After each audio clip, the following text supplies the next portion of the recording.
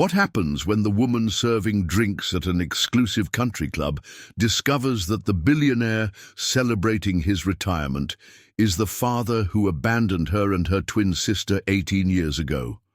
Not just any abandonment, but one orchestrated by his wealthy wife, who paid their mother to disappear and convinced him his daughters had died in a tragic accident. For Rachel Thompson, a 26-year-old bartender working double shifts at the prestigious Oakwood Country Club in Greenwich, Connecticut, wealthy people's celebrations were just another backdrop to her exhausting routine. She mixed their vintage, scotch, poured their imported champagne, and listened to their toasts while remaining invisible to their joy. But when she was assigned to work the farewell dinner for William Montgomery, the 67-year-old pharmaceutical mogul stepping down as CEO of Montgomery Industries, she never imagined she was about to serve drinks to the man who had supposedly died when she was 8 years old. The recognition wouldn't come from his appearance. Time and wealth had changed him dramatically.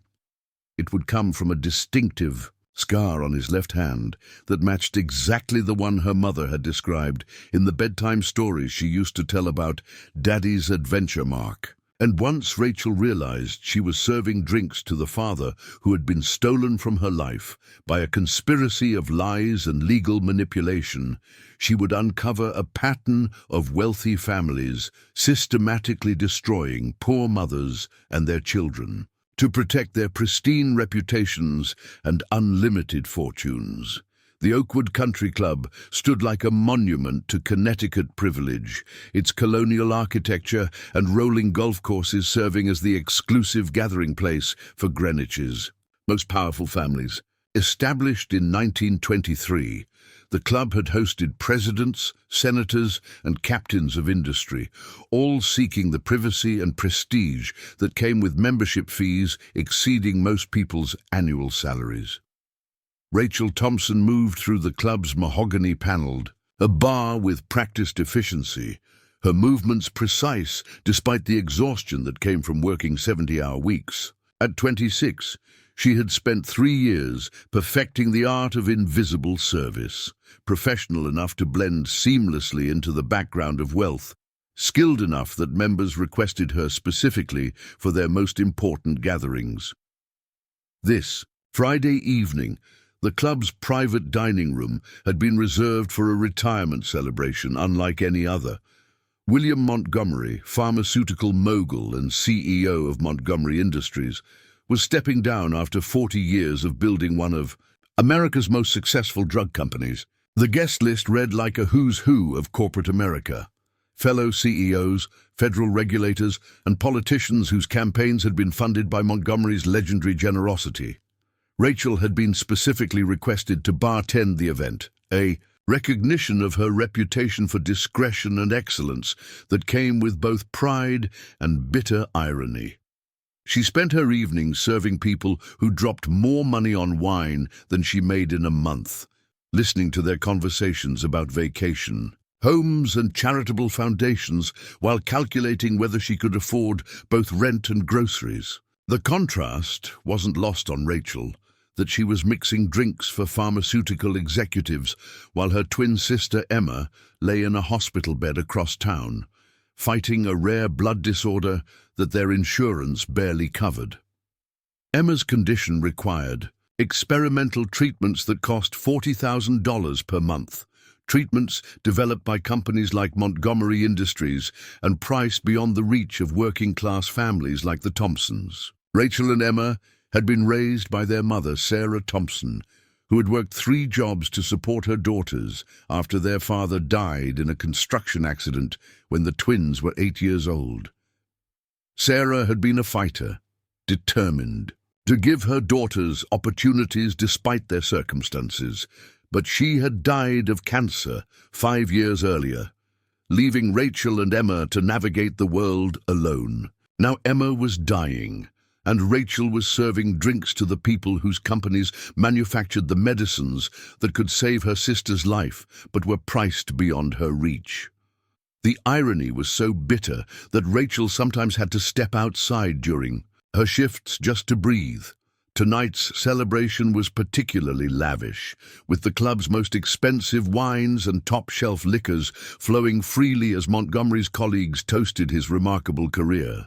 Rachel worked efficiently behind the bar, mixing classic cocktails and pouring aged scotch while trying to remain invisible to the powerful men and women whose decisions shaped industries and lives.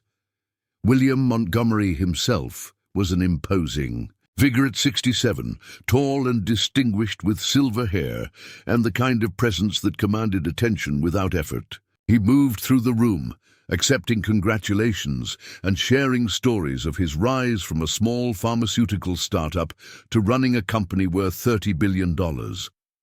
As the evening progressed and the toasts became more sentimental, Rachel found herself studying Montgomery with growing fascination. There was something about his laugh, his gestures, the way he tilted his head when listening intently that seemed familiar in a way she couldn't place. It was during the dinner's final toast that Rachel saw something that made her hands tremble. As she poured champagne, Montgomery raised his glass with his left hand, and as the light caught his skin, Rachel could clearly see a distinctive scar running from his thumb to his wrist, a jagged line that looked like lightning frozen in flesh. Rachel's breath caught in her throat. She knew that scar, not from seeing it in person, but from the bedtime stories her mother used to tell when Rachel and Emma were children. Sarah Thompson had always spoken lovingly of their father, describing him as a construction worker who had died in an accident when the twins were 8, but she had also told them about his adventure mark, a scar on his left hand that he had gotten as a child, climbing a tree to rescue a neighbor's cat. The scar that Rachel was now staring at on William Montgomery's hand was identical to her mother's description in every detail. Rachel felt dizzy as impossible thoughts raced through her mind. Could William Montgomery be her father, the man her mother had described as a construction worker who had died in an accident? But that was impossible. Montgomery was a billionaire, pharmaceutical executive, not a dead construction worker. As the evening wound down and guests began to leave, Rachel found herself watching Montgomery with desperate intensity. The more she observed him, the more convinced she became that she was looking at the father she had mourned for 18 years. But how could a construction worker who had supposedly died in an accident have become one of America's most powerful CEOs? And why would her mother have lied about his death? The answer to those questions would lead Rachel into a conspiracy that reached from Greenwich mansions to family court judges, from pharmaceutical boardrooms to offshore bank accounts. She was about to discover that her father hadn't died in an accident. He had been systematically erased from her and Emma's lives by people with enough money and power to rewrite history itself. And once Rachel learned the truth about what had been stolen from her family, she would have to decide whether to pursue justice that could save her sister's life or protect the only family she had ever known from a truth that might destroy them both. Over the next several days, Rachel found herself obsessed with learning everything she could about William Montgomery's background. She spent her breaks at the country club researching his biography online, looking for any connection to her family's history. What she discovered was a carefully constructed narrative that seemed to have no intersection with the Thompson family story. According to official biographies, William Montgomery had been born into a middle-class family in Hartford, studied chemistry at Yale, and built his pharmaceutical empire through brilliant research and strategic business decisions. He had been married to Victoria Montgomery for 35 years, and they had 2 children, both successful professionals who worked within the family business. But as Rachel dug deeper into Montgomery's early life, she began finding inconsistencies that suggested his official biography might not tell the complete story. There were gaps in his timeline during his 20s, periods where his educational and employment records seemed incomplete or contradictory. More troubling, Rachel discovered that Montgomery's pharmaceutical company had a pattern of acquiring smaller research firms and eliminating their founders from any public credit for their discoveries. Several former business partners had accused Montgomery of stealing their research and using his legal resources to silence their complaints. The breakthrough in Rachel's investigation came from an unexpected source. While cleaning Montgomery's private office after a board meeting, Rachel discovered a folder that had been left open on his desk. Inside were financial documents related to something called the Sarah T. settlement, monthly payments of $5,000 that had been made for 26 years to an account in Bridgeport, Connecticut. Rachel's hands shook as she realized the significance of what she was seeing. Sarah T. could only refer to her mother, Sarah Thompson, and payments that had continued for 26 years meant they had started around the time of Rachel and Emma's birth. Someone had been paying her mother $5,000 per month for their entire lives. Given that her mother had always struggled financially, working multiple jobs just to pay basic expenses, Rachel realized that Sarah Thompson must have been receiving this money in secret and using it to supplement their household income. But why would William Montgomery be secretly supporting Sarah Thompson unless... Rachel quickly photographed the documents with her phone, then spent the rest of her shift in a daze as the implications became clear. William Montgomery hadn't died in a construction accident when she was 8 years old. He had been alive the entire time, paying secret support to her mother while maintaining his public life as a pharmaceutical mogul. The next revelation came when Rachel decided to examine her own birth certificate more carefully. She had never paid close attention to the document before, but now she noticed that while her mother's name was clearly listed, the space for her father's name contained only "withheld by court order." Rachel had never questioned why her father's name wasn't on her birth certificate, assuming it was some bureaucratic oversight related to his supposed death. But now she understood that the court order meant someone with legal power had specifically arranged to hide her father's identity. Armed with this new information, Rachel contacted a private investigator named Detective James Murphy, who specialized in cases involving wealthy families and hidden assets. Murphy had built his career helping working-class people uncover evidence of fraud and manipulation by powerful enemies. "Miss Thompson," Murphy said during their first meeting at a diner far from Greenwich, "what you're describing sounds like a systematic cover-up designed to hide paternity and avoid child support obligations. The monthly payments to your mother suggest that someone was providing financial support while maintaining legal distance from the children." "But why would my mother agree to such an arrangement?" Rachel asked. "Why would she tell us our father was dead if he was actually alive and supporting us?" Murphy's expression was grim, because she probably didn't have a choice. Wealthy men with legal resources can create very compelling threats. Your mother might have been told that she could either accept the secret payments and maintain the fiction of your father's death, or face legal action that would result in losing custody of you and your sister entirely. The detective agreed to investigate Montgomery's background more thoroughly, focusing on the period around Rachel and Emma's birth. What he discovered was a pattern of behavior that suggested Montgomery had used similar tactics to hide other inconvenient relationships. "Your father has at least 3 other secret families that I've been able to identify," Murphy explained during their second meeting. "Women who received similar settlement payments, children whose birth certificates list their father as unknown, all following the same pattern of financial support combined with legal invisibility." Rachel felt sick as she realized the scope of her father's deception. How many other children are out there who don't know their real father? Based on the financial records I've been able to access, possibly dozens, Montgomery has been systematically hiding his extramarital relationships for decades, using legal agreements and financial settlements to maintain his public image while supporting the families he's created in secret. But Murphy's most devastating discovery was yet to come.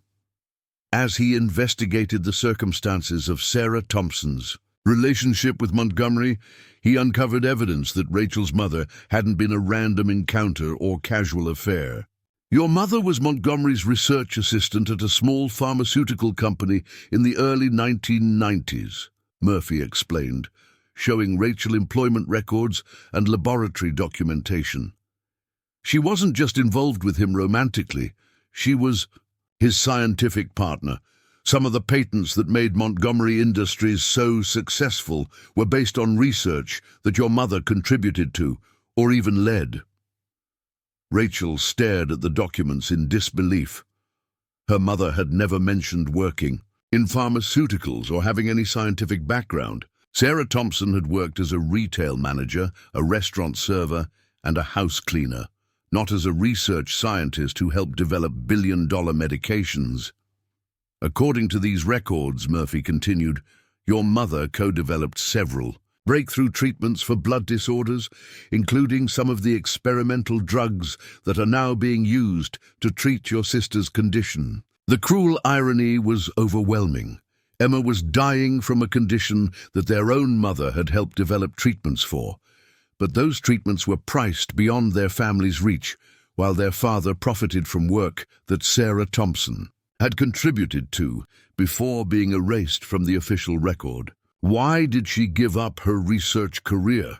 Rachel asked, though she suspected she already knew the answer. "Because she became pregnant with you and your sister, and Montgomery gave her a choice: accept a financial settlement and disappear from his life, or face legal action that would not only cost her custody of her children, but would also result in criminal charges for allegedly stealing proprietary research." Murphy showed Rachel legal documents that painted a clear picture of what had happened.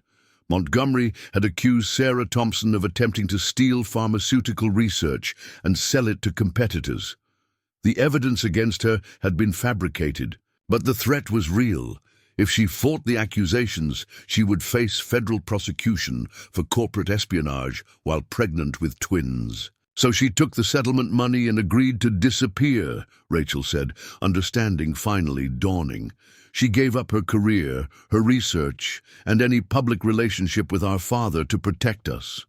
And Montgomery got to keep all the credit and profits from research that she had helped develop while maintaining his reputation as a family man and brilliant scientist." Rachel felt a rage building in her chest that was unlike anything she had ever experienced.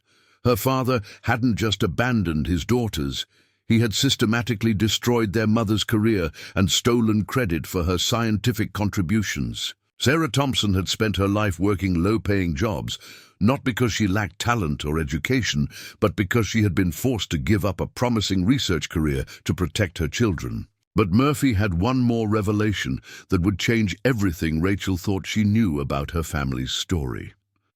"Rachel," he said carefully, "there's something else you need to know about your mother's death." Rachel looked up from the documents. She had been studying. "What do you mean?" "Your mother didn't die from natural cancer progression.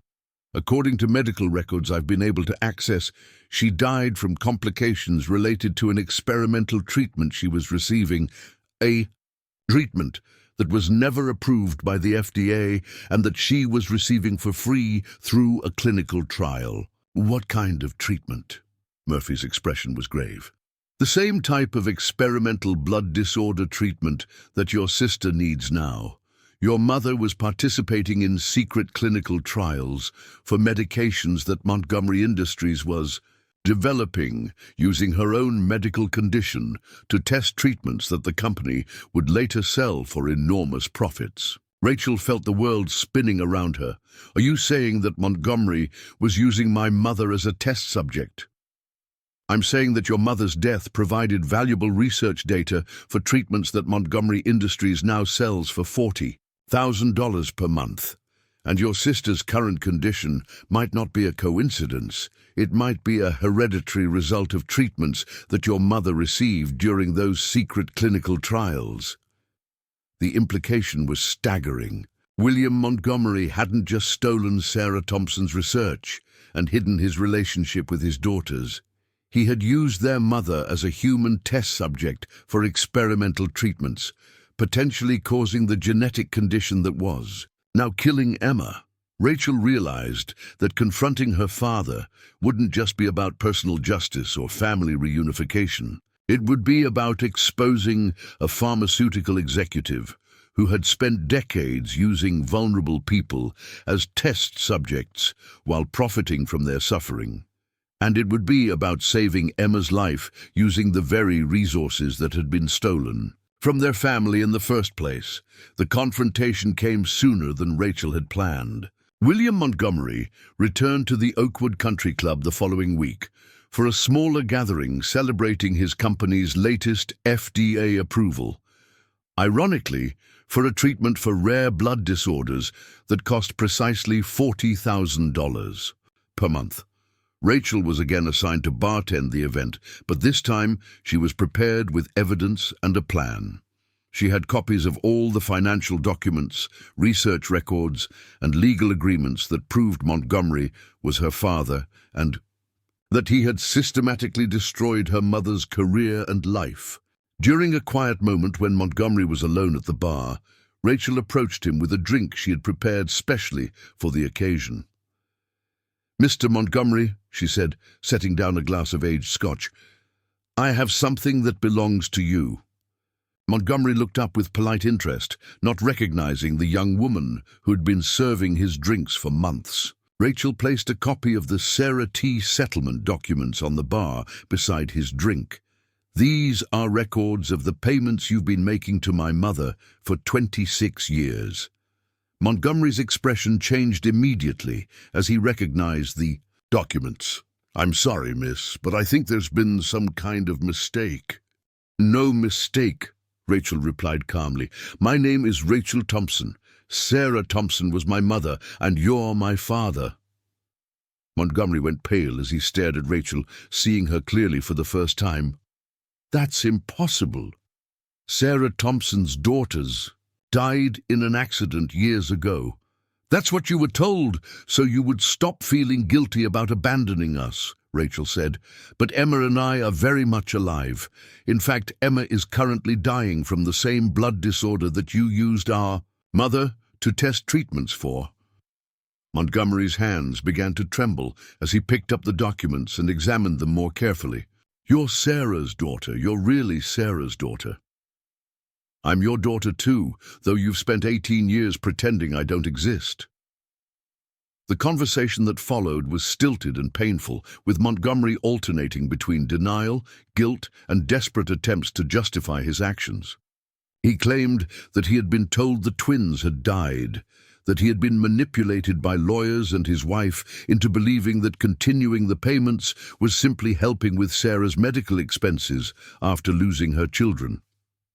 But as Rachel pressed him for details, it became clear that Montgomery had known his daughters were alive and had chosen to maintain the fiction of their death rather than acknowledge his responsibility for their lives. "Emma is dying," Rachel said finally, when Montgomery's excuses had run out. "She needs the same experimental treatment that you used to kill our mother. The treatment that your company now sells for more money than I make in a year." Montgomery stared at his daughter, seeing the accusation and desperation in her eyes. "What do you want from me?" "I want you to save your daughter's life, and I want you to acknowledge what you did to our mother and to us." The negotiation that followed was complex and painful, involving lawyers, medical specialists, and family members who had never known about Rachel and Emma's existence. Montgomery's wife, Victoria, was horrified to learn about her husband's secret, children, and the systematic cover-up that had hidden them for decades. But the threat of public exposure and the evidence that Montgomery had used unauthorized human test subjects in his clinical trials was enough to force him to agree to Rachel's demands. Emma received immediate access to the experimental treatments that could save her life, while Rachel gained acknowledgement as Montgomery's daughter and a substantial settlement that would secure her future. More importantly, Rachel's investigation had uncovered evidence of widespread use of vulnerable populations as test subjects by Montgomery Industries and other pharmaceutical companies. The scandal that followed led to congressional investigations, FDA reforms, and criminal charges against executives who had profited from experimenting on poor and desperate patients. 6 months later, Emma Thompson was in remission and planning to return to college to study biochemistry, inspired by learning about their mother's hidden career as a research scientist. Rachel had used her settlement money to establish a foundation providing free access to experimental treatments for patients who couldn't afford the astronomical costs of cutting-edge medical care. William Montgomery had resigned from his company in disgrace and was facing federal charges for his role in the unauthorized clinical trials. His pharmaceutical empire was being dismantled, with billions of dollars in profits being redirected to compensate the families of patients who had been exploited by his research practices. "Do you ever regret exposing him?" Emma asked during one of their weekly dinners as they celebrated another clean blood test result. Rachel considered the question carefully. "I regret that it took 18 years for us to learn the truth about our family. I regret that Mom died without ever seeing justice for what was done to her. But I don't regret fighting for you, for us, for all the other families who were being exploited." She paused, looking at her twin sister, alive, healthy, and preparing to build the kind of scientific career that their mother had been forced to abandon. "Mum always told us that we were stronger together than apart," Rachel continued. "She was right. Even when we didn't know the whole truth about our family, we had each other, and that was enough to survive everything they tried to do to us." The bartender who had served drinks to pharmaceutical executives while her sister died from their pricing practices had become an advocate for medical justice and corporate accountability. The daughter, who had been erased from her father's official biography, had rewritten the story to include all the families he had hidden and exploited. And the young woman, who had grown up believing her father was dead, had given him a chance at redemption by forcing him to finally acknowledge the children he had spent decades pretending didn't exist. Rachel Thompson was no longer invisible behind the bar. She was a voice for every family that had been destroyed by corporate greed, disguised as medical innovation. And her story had proven that sometimes the most powerful people could be brought down by someone they had tried to make disappear. 9.